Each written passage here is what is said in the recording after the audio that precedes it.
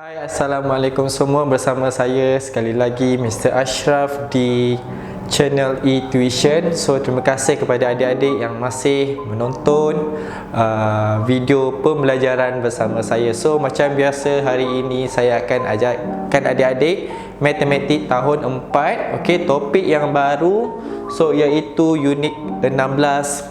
Tajuknya adalah koordinat. Okey, so untuk topik koordinat ni, ini adalah benda baru untuk adik-adik mungkin. So, koordinat ni, apa itu koordinat? Okey, adik-adik kena tahu koordinat ni. Kenapa koordinat ni penting? So, koordinat ni adalah juga kita panggil kedudukan. So, macam mana kita nak kenal pasti kedudukan sesuatu benda. So, kita kena tahu dia punya koordinat. So, untuk topik koordinat ni senang sahaja. So, adik-adik kena fokus, kena faham apa itu koordinat dan macam mana untuk kita nak kenal pasti macam mana nak tulis koordinat tu. So, ini adalah contoh koordinat. So, contohnya ini adalah kedudukan dalam kelas 4 Bestari. Kalau ada satu sekolah ada kelas 4 Bestari. Ini adalah kedudukan dalam kelas. So, kalau dia nampak kat atasnya ada Abu, Bella, Chong, Atira dan sebagainya dan kawan-kawan dia. Alright. So, untuk koordinat, adik-adik kena tahu yang pertama, koordinat dia ada kalau dia perasan dekat bawah ni dia ada label. Nombor 1, 2, 3, 4. Ini adalah dia panggil lajur. L A J U R, lajur. Dan yang belah sini pula, yang belah sini kita panggil baris. So, dia mesti lajur dan baris. So, dia yang belah mengufuk ni, dia kita panggil mengufuk. So, ini dia mencancang. Mencancang. Yang belah mencancang ini dia adalah baris. Alright. So, untuk nak tentukan koordinat bagi kedudukan contohnya kedudukan adi contohnya. So, apa kedudukan adi? So, kita kena tahu dia punya lajur dan juga baris. Baiklah. Dekat sebelah saya ni ada contoh-contoh soalan yang kita boleh jawab. Nak tahu koordinat ataupun kedudukan siva contohnya. Dia nak tanya kedudukan atau koordinat siva. So, kita kena tengok gambar rajah. Yang pertama nak kena tahu lajur. Yang pertama kita kena tahu lajur. So, apa lajur dia? Mana siva? Kita cari dulu siva kat sini kan. Siva. Lajur dia, tengok lajur dia yang nombor 2. So, kat sini kita boleh tulis lajur kedua. Lajur kedua. Seterusnya, lepas kita tengok lajur, kita tengok baris. So, baris ke berapa? So, baris ke 2. So, baris sorry, jawapan dia dekat atas sebenarnya. Lajur kedua. Saya salah tulis lajur kedua, baris kedua. So, ini adalah kedudukan siva ataupun koordinat siva. Seterusnya, di manakah kedudukan boy? Dia tanya kedudukan boy. Kita cari boy. Ingat. Boy dekat bawah ni kan. Alright. So, boy apa? So, mula-mula kita kena tengok lajur. So, lajur ketiga. Alright. So, lajur ketiga. Dan dia punya baris. Baris. Nombor 1 kita panggil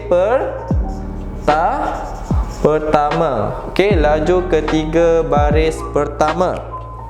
Baiklah. Kita pergi kepada soalan ketiga. Soalan ketiga dia tanya siapakah duduk di lajur kedua. Kita cari lajur kedua. Lajur kedua kat sini. Alright. Lajur kedua baris pertama. Okey, baris pertama dekat sini kan. So lajur kedua, baris pertama. So dia kena nama DD. Okey, so siapa yang duduk di lajur kedua baris pertama? So jawapannya adalah DD. Okey, alright. So senang sahaja untuk menentukan koordinat di dalam kelas. So yang penting adik-adik kena tengok, mula-mula kita kena tengok lajur. So lajur biasanya duduk dekat belah bawah. Okey, lajur takkan berada dekat belah tepi, belah side. Yang pertama kita tengok belah bawah. Okey, so lajur dan kemudian dia baru kita cari baris. Alright. Okey, baiklah adik-adik, sekarang kita tengok contoh koordinat yang seterusnya. So biasa adik-adik main catur ataupun chess. Okey, so kat sini ada papan chess. So kalau adik-adik perasan untuk papan catur ni, okey, biasa dekat bawah tu dia ada tulis A, B, C, D sampai H. Dan dekat belah sini dia ada tulis nombor 1 sampai 8 ke berapa. Okey, adik-adik kena tengok. Okey, so kenapa dia punya A, B, C alfabet dan juga nombor ni penting? Sebab kita nak tahu kedudukan ataupun koordinat. Okey, koordinat bagi yang kita main ni lah. Sama ada raja ataupun tentera ataupun kita ada kuda. Okey, so kita nak tahu koordinat atau kedudukan kita punya askar-askar ni. Alright. So untuk soalan dia, okey, kita ada nyatakan koordinat bagi tentera. Okey, soalan ni tanya koordinat bagi tentera. Okey, so kalau nak tahu yang kecil ni namanya adalah tentera. Okey, sebelum kita jawab, so kita kena tahu yang bawah ni adalah lajur. Macam saya dah bagi tahu tadi, so lajur adalah pada paksi mengufuk. Okey, so dan belah sini juga kita ada baris. Okey, so ini adalah baris. So kita nak baca, kena baca dulu. Okey, lajur kemudian baru kita baca baris. So macam tadi, lajur ada 1, 2, 3, 4. Yang ini dia dah bertukar jadi ABC. Okey, so yang baris dia tetap guna nombor. So macam mana nak jawab koordinat bagi tentera? Okey, so kita tengok tentera. Okey, kita tengok yang bawah, lajurnya adalah B kan. Okey, so B. Okey, so kita tulis B. Alright. Dan dia punya baris adalah 7. Okey, 7. So B 7. Okey, faham? Right, kita pergi kepada yang kedua adalah raja. So raja mesti yang besar. So ini adalah raja. Okey, so raja ni kalau kita main catur, kalau dia dah mati, okey, so dah habislah permainan catur tu. So untuk raja, okey, raja kita tengok lajur dulu. Okey, lajur E. Okey, raja E. Okey, dan dia punya baris adalah nombor 6 kan. So E6. Okey, faham? So kalau tanya E6 apa? Okey, E6. Okey, E6. So ini adalah kedudukan bagi raja. Okey, seterusnya kita ada kuda. So kalau perasan kuda dia macam nombor 2. Okey, so ini adalah kuda. Okey, so kuda kita tengok dia punya lajurnya adalah G. Alright, G. Dan baris adalah baris ke-4. So G4. Alright. So last sekali kita ada, okey, ini namanya kota. Okey, K-O-T-A, kota, ataupun dalam bahasa Inggeris kita panggil, okey, castle. Okey, so castle ataupun kota ni, okey, kita tengok kedudukan dia. Koordinat dia adalah C. Okey, C. Dan barisnya adalah 3. So C3. Okey, so faham untuk tentukan koordinat. Okey, yang mana dia bagi abjad A, B, C, D sampai H, dan juga dia bagi baris. Baiklah, kita teruskan pula dengan beberapa latihan. So dekat depan ni ada beberapa soalan, okey, untuk mencari koordinat. Okey, baiklah, jawab soalan berikut. Okey, yang pertama kita ada satu koordinat di mana ada senarai nombor, okey, yang berada dalam petak-petak ni. Okey, nyatakan kedudukan bagi abjad berikut. So macam biasa, okey, adik-adik kena tahu di sini adalah lajur, okey, dan ini adalah baris. So caranya sama juga, adik-adik kena baca lajur terlebih dahulu, kemudian baru baris.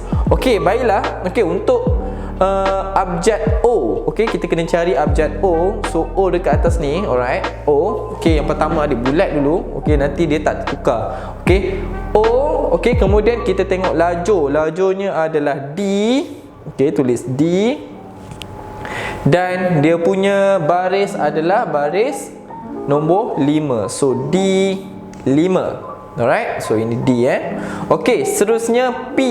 Okey, so kita cari P. Okey, P hanya sebelah dia saja. So P adalah, okey, lajur adalah C. Okey, barisnya adalah baris kelima. So C 5. Okey, so kemudian kita cari Q. Okey, Q. Okey, kat sini Q. Alright, so Q lajurnya adalah B. Alright, B. Dan baris adalah baris keempat. So B4. Alright. Kemudian kita cari R. Okey, R di sini saja. So R adalah lajur D. Okey, lajur D. Okey, baris adalah baris ke-4. Okey, D4. Okey, setiap alfabet dia ada dia punya kedudukan masing-masing. So yang terakhir adalah S. Okey, S paling bawah. Okey, S adalah lajurnya adalah A. Okey, barisnya adalah baris pertama. So jawapannya A1. Okey, so adik-adik faham ya macam mana kita nak cari kedudukan, okey, bagi abjad-abjad yang ditanya. Okey, kita pergi contoh yang kedua. Okey, kita ada dekat dalam peta ni kita ada buah-buahan. Okey, ada ini anggur, ini apple, ini mangga dan juga ini buah oren. Okey, so soalannya nyatakan kedudukan buah-buahan berikut. Okey, dia tanya buah anggur, apa kedudukan dia, apa dia punya koordinat. Buah oren, buah apple dan juga mangga. Alright, so sama juga kita boleh labelkan ini adalah lajur dan ini adalah baris. Okey, so benda pertama kita baca lajur, kemudian baru baris. So nyatakan kedudukan buah anggur. Okey, so anggur kat sini kan. So anggur adalah A1. Okey, barisnya adalah baris pertama, baris 1. Okey, kita pergi cari buah oren pula. Okey, buah oren. Okey, ini buah oren. Okey, buah oren lajurnya adalah D. Okey, ingat lajur D. Baris adalah baris 2. Okey, seterusnya kita tengok buah apple. So ini adalah buah apple. Okey, apple. Okey, dia punya lajur adalah B. Okey, B. Dan baris adalah baris ke-3. So B3. Okey, faham? Okey, yang terakhir buah mangga. Okey, ni buah mangga Okey, buah mangga lajurnya adalah D. Okey, dan baris adalah baris ke-4. So D4. Okey, mudah saja untuk mencari kedudukan atau koordinat, okey, bagi soalan-soalan lah yang ditanya. Contohnya kalau ada buah terbikai ke, so kita kena cari mana koordinat dan juga ataupun kedudukan buah tersebut. Okey, faham ya? Okey, baiklah adik-adik, kita pergi kepada soalan seterusnya untuk mencari koordinat. Okey, yang ni lain sikit. Okey, So ini pun dalam uji minda. Okey, adik-adik kena uji minda. Okey, macam mana kita nak tentukan koordinat. So apa yang diberi kat sini kita ada, okey, satu gambar yang mana kita ada dua paksi, ada paksi X dengan paksi Y. Macam biasa, paksi ni paksi mengufuk dan juga paksi mencancang. Okey. Alright. So, okey, untuk paksi ni ataupun kita panggil lajur kan. Okey, so lajur. Okey, kita ada lajur, L-A-J-U-R, lajur, dan kita juga ada baris kan. Okey, cuma soalannya sekarang kita kena tentukan koordinat ataupun kedudukan, okey, bagi titik-titik yang berikut. So titik-titik ni, okey, kalau adik-adik perasan dia berada dekat atas, okey, atas persilangan antara garis, okey, garis mengufuk dan juga melintang ni, okey. Alright.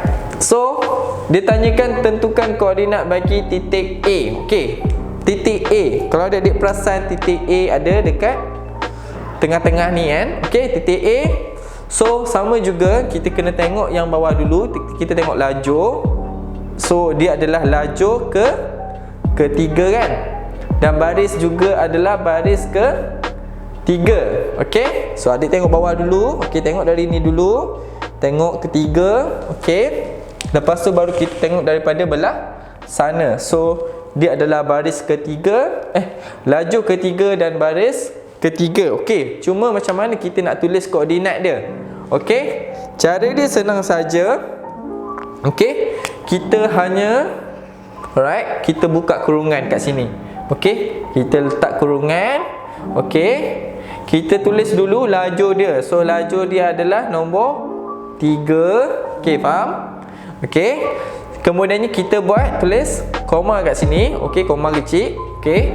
Dan baris adalah baris ke-3. So tulis juga nombor 3. Lepas tu kita tutup. Okey, ingat kita buka, kita tulis lajur dia. So lajur ketiga. Okey, kita koma, lepas tu kita tulis baris. Okey, ini adalah baris ketiga. So sebab tu nombor 3 dan kita tutup. Okey, senang je kan? Alright. So kita tengok B. Okey. So A dah siap. Okey, kita tengok B. So B kat sini. Okey, B lajurnya adalah lajur 1. So kita buka. Okey, saya guna pen merah Okey, 1. Kita koma. Okey. Barisnya adalah baris kedua. Okey. So 1, 2. Okey, mudah sahaja. Okey, kita tengok C. Okey, C dekat atas. Okey, C dekat sini. Alright. So C, lajur dia adalah lajur ke-5. Okey, 5. Dan baris dia adalah baris yang ke-5 juga. So 5, 5. Okey. Alright, kita tengok yang D. Okey, yang ni kita tengok betul-betul. Okey. So D ni dia betul-betul atas garisan yang paling bawah. So ini adalah garisan kosong. Okey, kat sini kan.